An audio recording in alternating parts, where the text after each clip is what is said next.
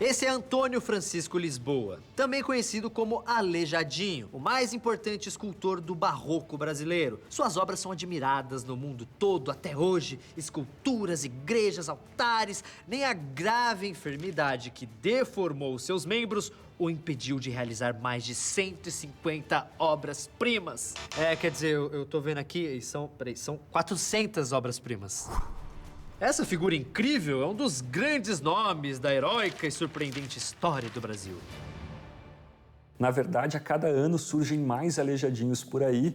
Tem até gente que acha que existe uma máfia do aleijadinho. O aleijadinho foi um mito criado, sobretudo, por interesses econômicos. Aleijadinho, uma invenção literária. A história do Brasil é muito criativa. Ela é riquíssima em inventar personagens. O problema é que quando se inventa um, o país inteiro acredita nele. E nisso, muita gente ganha grana, lucra com isso. Aleijadinho é o apelido de Antônio Francisco Lisboa. Ele era um homem que realmente existiu e, junto com outros artistas, realizava várias obras em Vila Rica, que é a atual Ouro Preto. Ponto! Acabou! Essa é a história. É tudo isso que se sabe sobre esse cara. Toda essa história de aleijado, de herói monstro, daí foi tudo uma criação literária. De um autor mineiro chamado Rodrigo Bretas. Em 1858, em um concurso que o Dom Pedro II promoveu para ouvir as melhores histórias brasileiras, Bretas se inspirou em um personagem muito conhecido da literatura mundial. Então, quanto mais interessante fosse o seu personagem, mais ele teria chances de ganhar esse concurso. Ele pegou um grande clássico de Victor Hugo, o Romance do Corcunda de Notre Dame, e criou o Aleijadinho de sua imagem e semelhança. Veja trechos do romance histórico brasileiro. As pálpebras inflamaram-se, perdeu quase todos os dentes e a boca entortou-se. Assim, o olhar do infeliz adquiriu uma certa expressão de ferocidade, que chegava mesmo a assustar quem quer que o encarasse. É aquele clichê, aquele lugar comum do romantismo, de um ser horrendo, um ser que causa repulsa nas pessoas que passam, mas ele é o único que tem bons sentimentos, é o único que de fato é puro. Os únicos documentos que temos de Antônio Francisco Lisboa são os recibos que ele entregou para quem o contratava. E baseado nesses documentos, forma-se uma história completamente diferente. Há uma questão, por exemplo, que é gritantemente para os olhos científicos contemporâneos, absurda e engraçada, que é quando Bretas refere que provavelmente o Aleijadinho teria ficado doente porque ele tomou cardina, que era uma substância que tinha como poderes aumentar a potência sexual e, ao mesmo tempo, os dotes artísticos.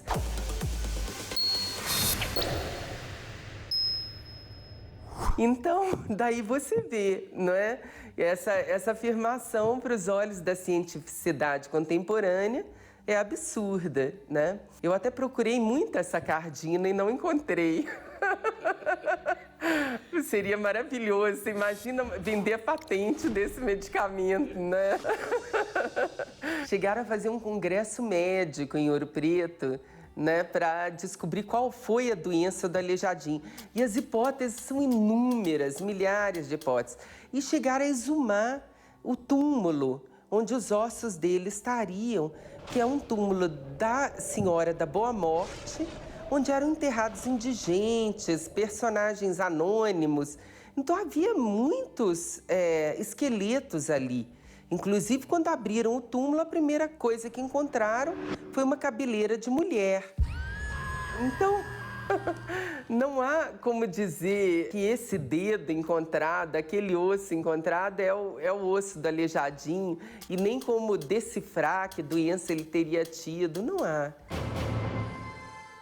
Em 1911, no bicentenário de Ouro Preto, o conde Afonso Celso, que era um sábio local, ele faz um discurso na Praça Tiradentes, dizendo assim: porque Aleijadinho era visto pelos céus de Minas nas engenhocas que ele produzia. E eu achei isso muito divertido. Por quê? Porque associa justamente o mito de Aleijadinho ao de Leonardo da Vinci. Então, jamais Aleijadinho pensou em engenhocas que voavam, né? Isso é uma fantasia, né, desse sábio local. Mas evidencia aí uma das estratégias de criação desse mito. A importância de se atribuir obras à figura do Aleijadinho, como se fosse um label, né?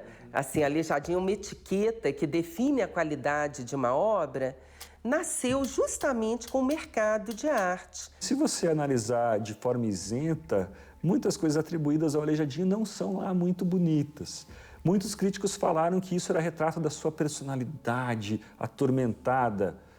Para mim era simplesmente falta de talento mesmo. É o mercado de arte no qual as obras adquirem valores diferentes quando elas são atribuídas a esse artista ou àquele, que fez com que houvesse todo esse inchaço, né, de obras, essa exageração de obras que são atribuídas ao artista. Aí tem outra coisa, nenhuma obra do Antônio Francisco Lisboa foi assinada por ele. Então o grande critério que alguns críticos tinham para analisar se uma obra era ou não do Aleijadinho era através do nosso querido famoso o chute. Vamos chutar. Ah, vai que é dele. Ah, é bonito, tá bem feito aqui, o trato em azul, é dele, ele gosta de azul. Ah, então acharam uma obra do Barroco lá no Peru? Foi o Aleijadinho que fez. E as marginais? Foi o Aleijadinho que fez. E com isso, a quantidade de obras atribuídas a Aleijadinho, é lógico, foi crescendo a cada dia. O que acontece com a figura do Aleijadinho? Os critérios que foram aplicados para criar essa figura, para construir esse mito, são os nossos contemporâneos. A gente vive na sociedade do espetáculo, em que há essa personalização, né, dos artistas, né, dos escritores, das figuras. A figura se torna mais célebre do que a obra, a figura humana, né, do autor. Então, até os anos 60, você tinha 150 Aleijadinhos originais. Hoje a gente tem mais de 400. O Aleijadinho ele era tão talentoso que até mesmo depois de morto ele conseguia produzir obras. E Ana era uma mulher que ficou muito tempo abandonada no Rio de Janeiro, porque o seu marido, Euclides da Cunha, vivia viajando. Eu sei que minha avó sofreu muito no primeiro casamento. Ela precisava de um companheiro. E ela encontrou esse companheiro. Euclides, aos poucos, descobriu que sua mulher estava grávida e não disse nada. E ainda diz, nasceu uma espiga de milho no meu cafezal. Porque Euclides foi em busca deste duelo. Ele arrombou a porta da residência de Dilermando e, aos gritos, e disse: vim para matar ou morrer.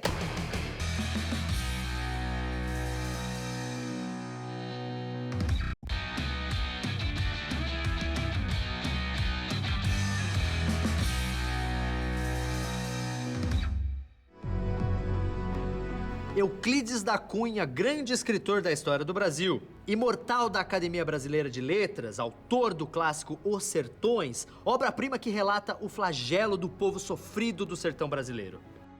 Euclides era um gênio, eu concordo que ele era um gênio. Mas na vida pessoal ele era um homem muito difícil, muito prepotente. E senhor de si e de todos os outros. Bom, a história do Euclides da Cunha com o Dilermando e a Ana de Assis é um novelão, né? É uma história que mesmo em novela a gente acharia pouco verossímil, mas apesar disso aconteceu. Os crimes de Euclides da Cunha. Euclides da Cunha morreu no Rio de Janeiro em 15 de agosto de 1909. Em uma noite trágica, Euclides foi assassinado por Dilermando. Sim, Dilermando. Esse nome é real. E esse cara era amante da sua esposa, Ana de Assis. Só que esse foi o último ato de uma história cheia de pequenas tragédias. Euclides da Cunha foi um grande escritor, um homem inteligentíssimo.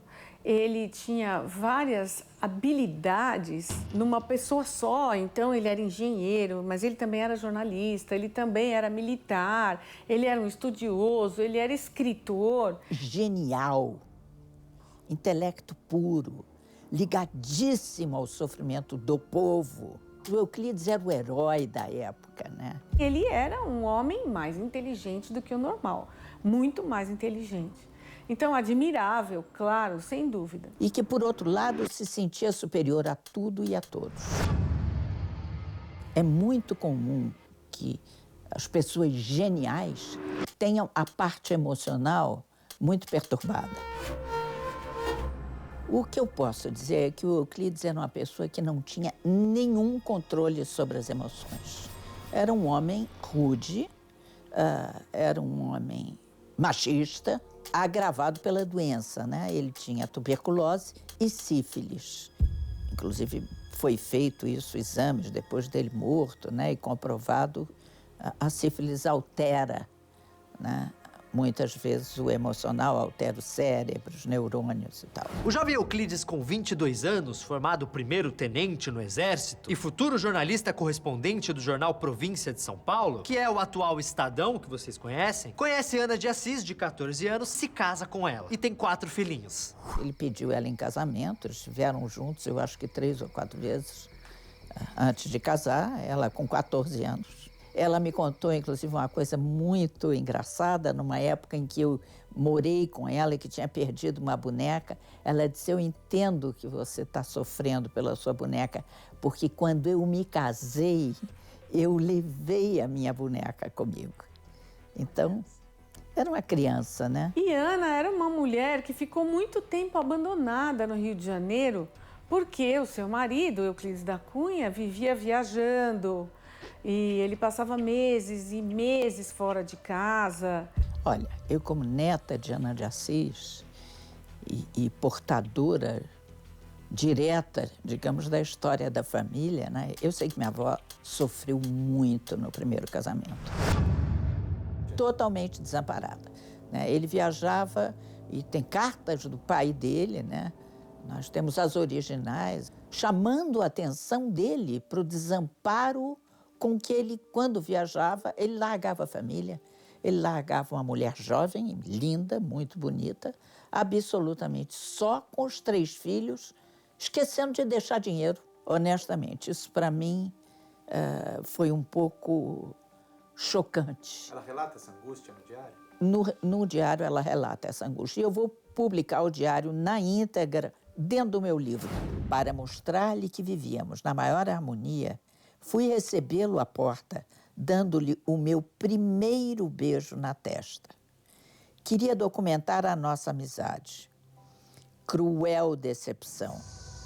Dando um empurrão, Euclides afastou-me de si, dizendo, não gosto desse gesto de prostituta. Estava dando o meu primeiro e último beijo, que nos apartava de vez. E por aí, então, você imagina o que foi a vida dessa mulher que, por ter dado, na frente de uma visita, um beijo na testa dele, recebeu de volta uma cusparada na cara. Mas era uma vida também muito solitária. Ela acaba se apaixonando por outra pessoa, o que é bastante natural de acontecer. Estava sozinha, tinha vários filhos para criar, e não tinha dinheiro, ou seja, ela não tinha apoio de nenhum lado. Ela precisava de um companheiro. E ela encontrou esse companheiro. E aí que entra na história o jovem de nome duvidoso, nome estranho, Dilermando Reis, que na época era jovem aspirante do Exército, que Ana conheceu enquanto Euclides, seu marido, pra vocês entenderem, viajava a trabalho. Ela tinha um Dilermando doce, amoroso, sensível, jovem. E Euclides, quando volta para o Rio de Janeiro, já no cais do porto, ele é avisado pelos fofoqueiros de plantão, pelas pessoas que queriam ver o circo pegar fogo, como se diz por aí, que sua mulher tinha outro homem. Mas com fundo de verdade, porque realmente Ana já estava namorando Dilermando. O Euclides sabia do caso, né? Até desde o momento em que ele voltou da viagem e a encontrou grávida. Euclides, aos poucos, descobriu que sua mulher estava grávida e não disse nada. E ainda diz, nasceu uma espiga de milho no meu cafezal. Euclides da Cunha volta de viagem e encontra sua mulher grávida, embuchada. Só que não era dele não, gente, era de outro homem. E ele termina com ela? Não. Ele assume o chifre e continua com ela. Ele só não cuidou muito bem da criança que iria nascer, né? Eu acho que algum ressentimento ali tinha. Então, nas minhas pesquisas, eu descobri que Euclides da Cunha separou a criança da mãe, essa criança que não era filha dele, trancou a mãe no quarto e não permitiu que ela amamentasse o filho. Mas Ana ficou ouvindo a criança chorar do lado de fora do quarto. Os empregados da casa estavam proibidos de dar qualquer socorro a Ana ou à criança, até que a criança veio a morrer. Pois é. Morreu de inanição e segundo... Não vamos tocar nesse assunto. Para que manchar a memória dele com isso, hein? Mas é um Você fato acha? delicado da biografia, né? Pois é. Segundo a vovó, quando nasceu esse primeiro filho, o Euclides entrou no quarto, tomou a criança recém-nascida dos braços dela e trancou num outro quarto. E essa criança morreu de inanição. Quando a criança morreu, ela foi enterrada no quintal da residência e colocou-se uma pedra nessa história. A noite de 15 de agosto de 1909 entrou para a história do Brasil como a Noite da Tragédia da Piedade. Piedade era o nome do bairro em que morava Dilermando. E Euclides, nessa noite, resolveu ir até a casa de seu desafeto para fazer o bom e velho acerto de contas. Porque Euclides foi em busca deste duelo que ele planejou. Ele arrombou a porta da residência de Dilermando e, aos gritos, adentrou a sala e disse: vim para matar ou morrer. Ou seja, ele próprio admitiu o risco de morrer desde o princípio.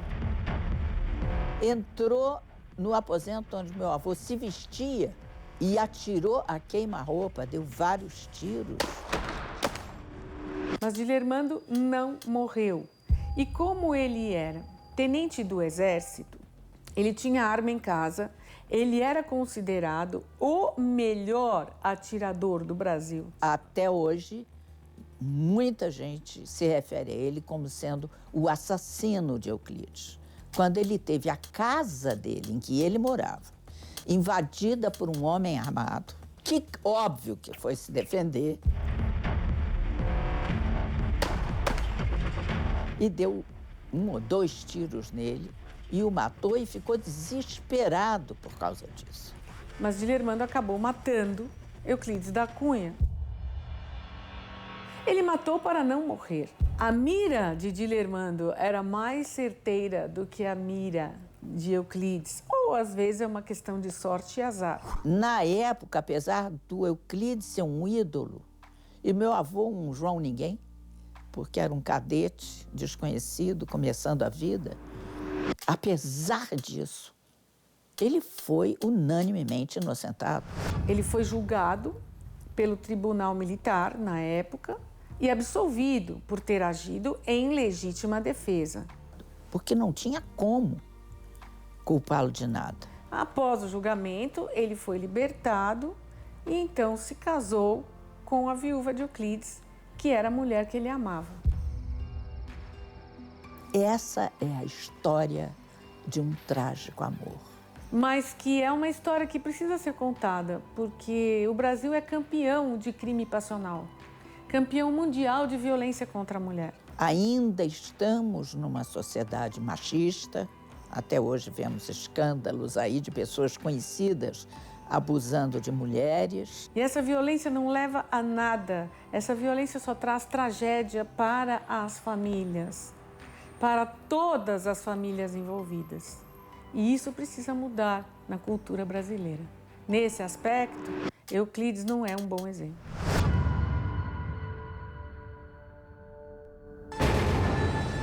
Tentaram descrever fisionomicamente a Chica da Silva? Padronizada, sexualizada ou não, é a história que está no imaginário das pessoas. Ela tinha muito dinheiro, vivia suntuosamente e tinha, como qualquer outra sociedade, os seus escravos.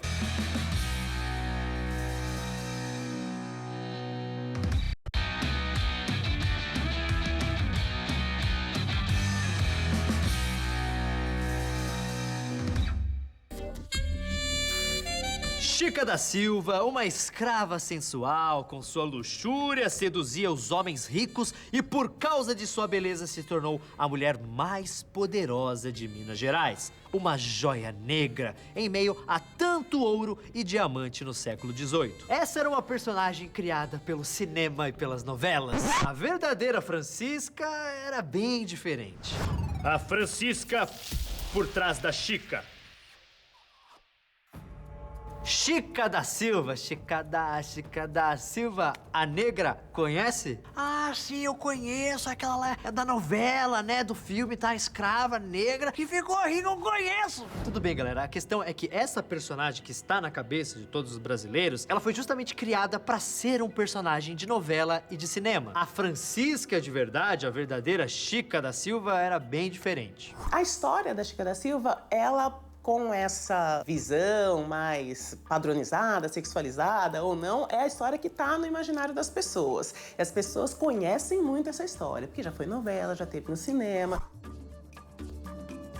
Tentaram descrever fisionomicamente a Chica da Silva, que era bonita, que era não sei o quê, que era... Mas isso tudo é criação. Ninguém tem ideia de como era Chica da Silva. Essa Chica do filme e da novela não tem nada a ver com a Chica real, que era a Chica que se contava antes dos filmes, que também não tem nada a ver com a Chica que realmente existiu. A história do Brasil é meio assim, cada período se conta de um jeito. A Chica que a gente conheceu no filme do século XX era essa Chica gostosa, tá ligado? Era esse furor sexual. Já a do século XIX era o oposto. Ela era vista como uma bruxa, não tinha qualidade nenhuma, só que também era um personagem. Reparem só na descrição física que o advogado mineiro Joaquim Felício fez da Chica da Silva, da real. Tinha as feições grosseiras, corpulenta, trazia a cabeça raspada, não possui graças, não possuía beleza, não tinha educação, enfim, não possuía atrativo nenhum. Diminuir a Chica a isso não condiz com o que ela representou para aquela época. Ela foi uma mulher que nasceu na pior das condições. Era uma mulher escrava, usada pelos donos, teve um filho do primeiro dono. Primeiro, quer dizer, tinha um padrão social muito grande e era bem relacionada entre os brancos, né? Porque ela não é uma negra normal. No dicionário, normal é aquilo que é comum. Comportamento normal é aquele que é considerado aceitável. E é exatamente o caso de Chica da Silva. Em Diamantina, no século XVIII, quase não haviam mulheres brancas para se casarem com homens brancos. 85% da população era masculina. Nossa, que terror. Então era comum que os portugueses ricos, né, escolhessem ali entre as escravas uma para se casar. Eles queriam uma mulher para chamar de sua. Literalmente, eles queriam possuir algo. Acho que Minas proporcionou esta condição de vida para a Chica, ao mesmo tempo que ela soube aproveitar de forma muito especial esse relacionamento dela com o contratador.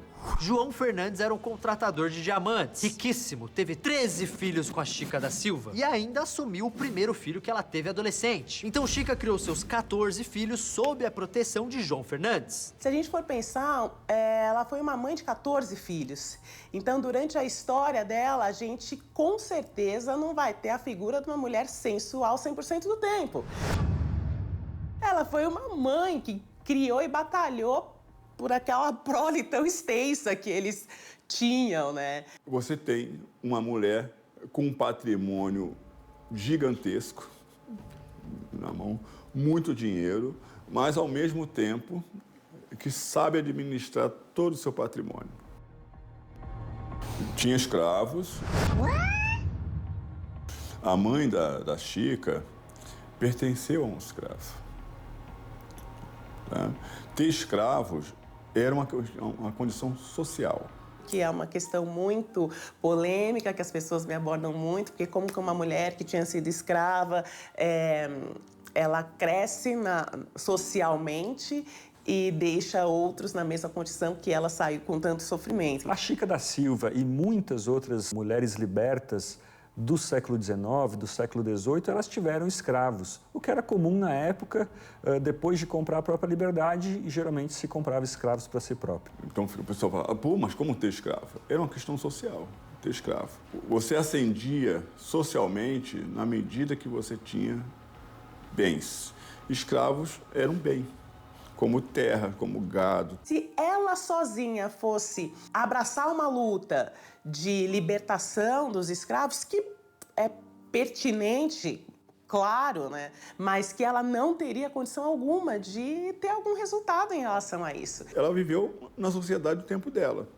Ela tinha muito dinheiro, né? Vivia suntuosamente, né? Acima dos padrões de muitas mulheres brancas do período, e tinha, como qualquer outra sociedade, os seus escravos para servir a casa grande, para cuidar das coisas normais. O que eu, às vezes, contextualizo é que são as descrições, né? Dizem que, por exemplo, a Chica chegou a cortar a boca orelha de mulheres que queriam, ou seja, se amancebar com João Fernandes, enfim, mas essas coisas não tem prova cabal, né? Agora, ter escravos era algo normal, não era algo... Entendeu? O anormal era maltratar escravos, mas ter era uma coisa completamente normal.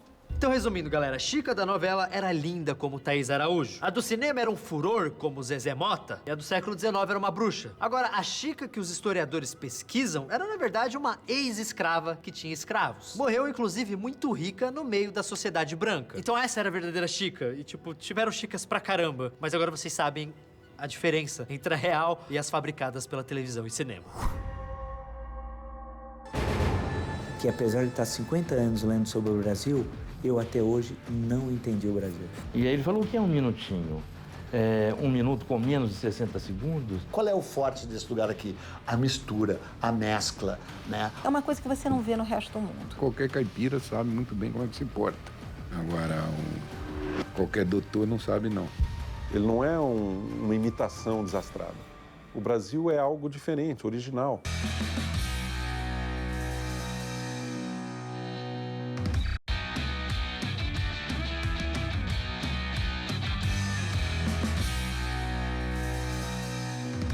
Para encerrar, uma pergunta fácil. O que é o Brasil? Isso é fácil. Puta, cara, como é que eu vou falar isso? Bom, o Brasil? Essa é uma pergunta bem difícil, né? O que é o Brasil?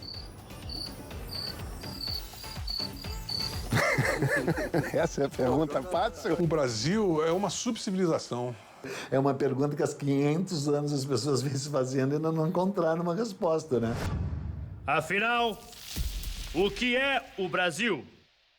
Eu, no mínimo, leio de forma sistemática há meio século. Estudo, leio, até uma certa obsessão para entender o Brasil. Mas eu confesso para você que, apesar de estar 50 anos lendo sobre o Brasil, eu até hoje não entendi o Brasil. Que é um país que, é um clichê dizer isso, mas é um país que, poxa, cara, tem mais elementos, muito mais elementos para dar certo do que para dar errado, para continuar dando errado. O Brasil é um país no qual a cultura predominante é ibérica, só que é um tipo muito específico de ibérico, que é o português. A principal característica do português é a seguinte: o português é muito mais tolerante com diferenças étnicas do que todos os outros europeus.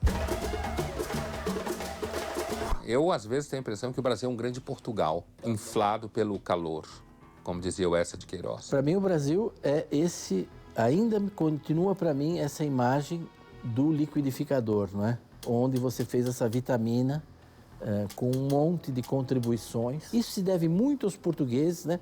O povo que mais espalhou os seus genes pelo planeta Como dizem os ingleses, quem que são os portugueses? É o povo que mais se misturou, né? Qual é o forte desse lugar aqui? A mistura, a mescla, né? O fato dos portugueses terem adaptado o seu modelo civilizatório a um modelo tupi, depois terem trazido os negros, depois terem chegado os vários fluxos imigratórios italianos, até alemão se misturou nessa terra aqui, especialmente no Rio Grande do Sul, né? Sírio, libanês. E isso é o que nos dá uma esperança de uma novidade importante no mundo.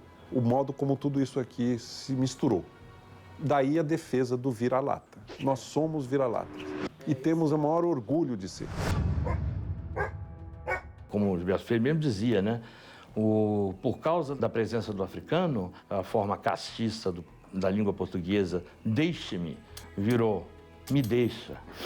O Fernando Pessoa dizia que a ternura é o traço distintivo do português. E nós herdamos. Esse minutinho é uma coisa terna, é uma coisa suave. Eu vi certa vez um francês muito irritado dando uma entrevista sobre as brasilidades e estava meio contrário àquilo. A pessoa falou assim, por favor, um minutinho. E aí ele falou, o que é um minutinho?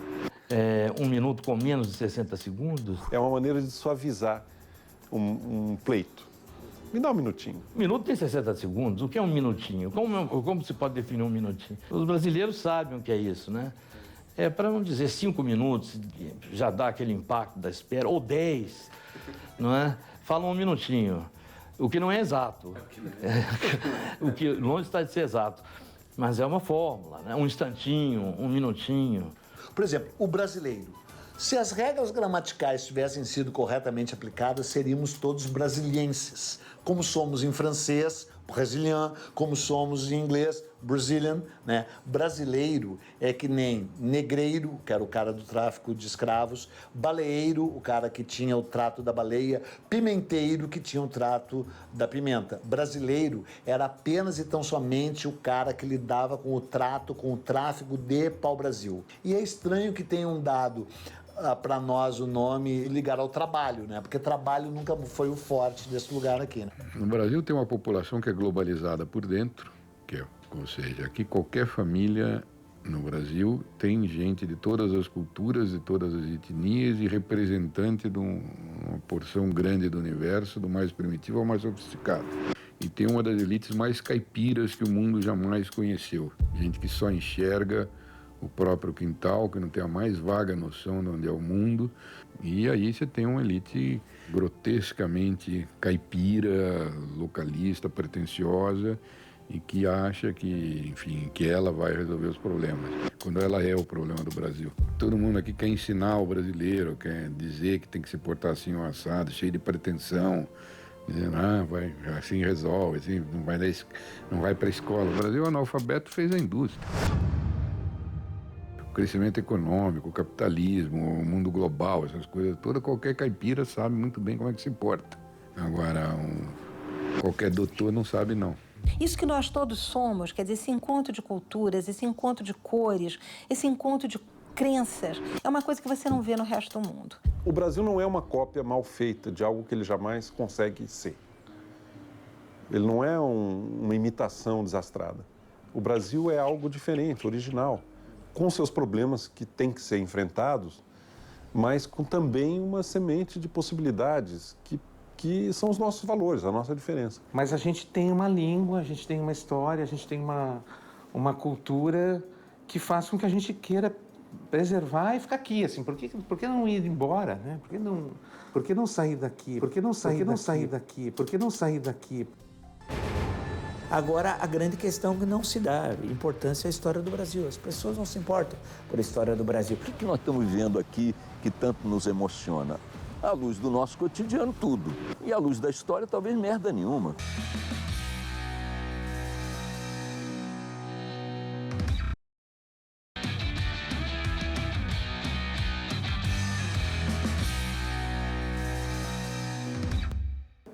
Preservar e ficar aqui, assim. Por que não ir embora, né? Por que não sair daqui? E primeiro, porque as oportunidades aqui são maiores do que lá fora.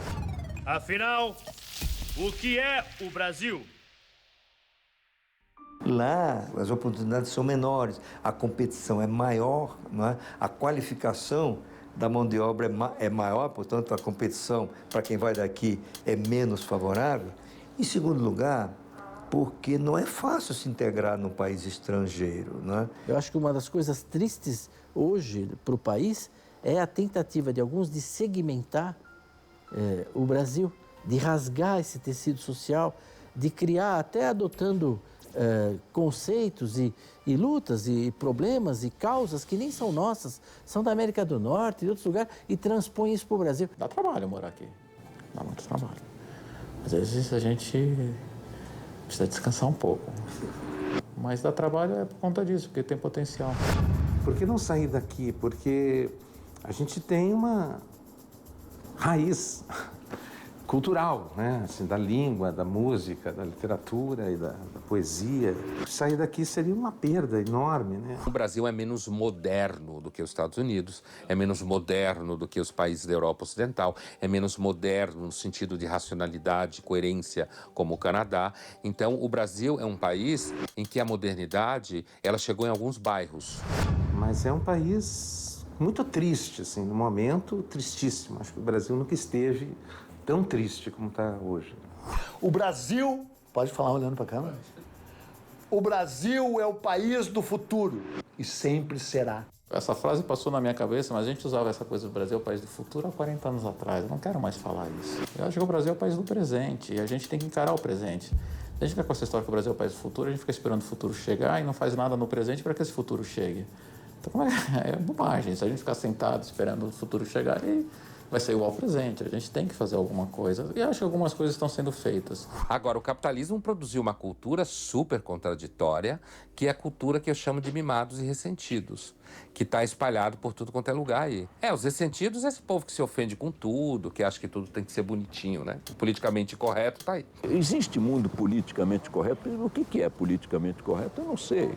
Politicamente correto é uma nova língua, ONU, em que você embute uma autocensura.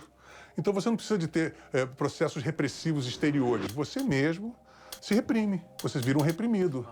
Aí você vê, pessoal da melhor idade é o caralho, aí a rapaziada, vem cá, pô, sabe? O politicamente correto, ele ao não querer te ofender, torna uma ofensa muito maior, o preconceito fica muito maior, aquele afro-americano, e denota toda a dificuldade que você tem de lidar com a realidade, né? E um crescimento econômico que prometia felicidade e aparentemente está deixando as pessoas cada vez mais angustiadas, dependentes de antidepressivos e viciadas em gadgets tecnológicos incapazes de se relacionar. Essa coisa de rede social me dá um pouco de gastura, porque parece que basta que 100 mil pessoas sentem a bunda atrás de um computador e fiquem expressando sua revolta virtual para acontecer alguma merda. Nunca vi acontecer uma revolução por rede. Acontece quando as pessoas levantam a bunda da cadeira e vão para a rua. Tudo isso tem algo a dizer ao Brasil. Nós podemos ser diferentes disso e somos diferentes disso e temos que construir o nosso modo de ser. Agora, a grande questão que não se dá importância é a história do Brasil. As pessoas não se importam por a história do Brasil. Nos outros países, a disputa pelo passado histórico é muito mais intensa, né, no Brasil. O Brasil se esquece muito rapidamente. É um país que não tem, já que está com os seus piores defeitos como qualidades, onde cultua a sua elite é uma paisagem cenográfica de um anúncio de refrigerantes, sabe? E de uma nulidade perante ao mundo, assim, absolutamente assombrosa. Nós somos uma nulidade, um país tão grande com uma cultura tão insignificante. Em outras palavras, grande bobo. Se ele está melhor, quando eu olho para algumas coisas, eu digo não, ele piorou. Quando olho para outras, eu digo, a tendência é piorar mais. Eu acho que o Brasil está avançando, o Brasil mudou. Mas a Praça dos Três Poderes continua de costas para o Brasil. Ou ela dialoga com o Brasil, ou o Brasil destrói a Praça dos Três Poderes. Vai ser por aí. Nada representa melhor o Brasil do que a de melhor e do que a de pior do que o futebol. Inclusive pelos atores, os participantes. O povo brasileiro é o jogador que dribla, que sofre pancada, que sabe porrada, mas consegue a vitória no final do jogo. E as nossas autoridades são os cartolas. A gente também é corresponsável. Os caras não estão lá porque usurparam, ou passaram a usurpar até a partir daí. Nós os colocamos lá, né? Então, a gente tem uma responsabilidade. Mas eu tenho certeza que o Brasil seria um país muito melhor se a gente fosse como cidadão que a gente é como torcedor. Se a gente cobrasse as nossas autoridades, os nossos políticos, do jeito que a gente cobra o treinador da seleção brasileira e o técnico do nosso time e o jogador da nossa equipe, a gente seria um país, de um modo geral, de primeiro mundo, como a gente é acima do nível do mundo no futebol. Não dá mais para você dizer que o Brasil é o país do futebol, dá? E do carnaval? Porque o futebol tá uma merda e ninguém tem ânimo para pular o carnaval. Esse país discute política hoje 24 horas por dia, 30 dias por mês. Aí você vê que, porra, então o que nós estamos vivendo aqui que tanto nos emociona? À luz do nosso cotidiano, tudo. E à luz da história, talvez merda nenhuma. Nós temos que fazer um acerto de contas com o nosso passado para poder construir um país democrático tal. Como eu digo, o Deodoro da Fonseca só anunciou naquela manhã de sexta-feira a República, porque até hoje ela não foi proclamada. E nós não somos pau-mandado de ninguém e estamos mostrando isso, porque estamos sobrevivendo aí a conjunturas tanto econômicas quanto políticas muito complexas. Não podemos desistir do Brasil. Não podemos desistir do Brasil. É, galera, o Brasil é isso. Um emaranhado de opiniões, de raças, de etnias, de povos, mas ainda é o nosso Brasil. E eu acredito de coração que vale muito a pena estudar e entender a história do nosso país. Porque conhecendo um pouquinho mais do nosso passado ajuda muito a entender também o nosso presente. E eu espero que vocês tenham realmente curtido essa série e que ela incentive e estimulem todos a continuarem debatendo e discutindo história, porque eu de verdade acho muito saudável e muito divertido. História é muito legal. E obrigado a todos vocês pela audiência e eu espero vocês em talvez, não sei, quem sabe, uma nova temporada aí. Um beijo para todos, obrigado pela audiência, valeu!